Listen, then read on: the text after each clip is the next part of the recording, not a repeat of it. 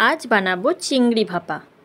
से कारणे प्रथमे मिक्सिते कालो सर्षे, सादा सर्षे, हलुद, लंका, जिरे एगुलो एकटू पानी दिए भालोभाबे भिजिए नेब।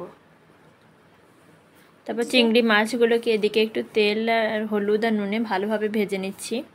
भाजा हये गेছে, ওটা মিক্সিতে পেস্ট করে নিলাম। এদিকে দইটা ফেটে নিতে হবে।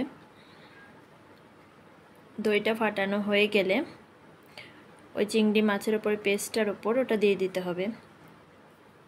তারপর একটু চিনি অ্যাড করুন, একটু নুন দিয়ে দিন স্বাদ মতো। পেঁয়াজগুলো একটু কড়াইয়ে ভেজে ওটা মিক্সারে পেস্ট করে ওটার উপর দিয়ে দিন।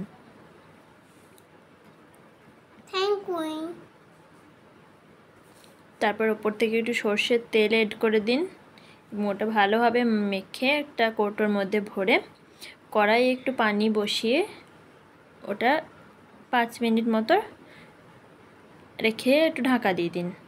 এবার খুলে দেখুন হয়ে গেছে চিংড়ি ভাপা। ভাত বা রুটি দুটোর সঙ্গেই খেতে পারেন। ট্রাই করুন, ভালো লাগবে। Thank you.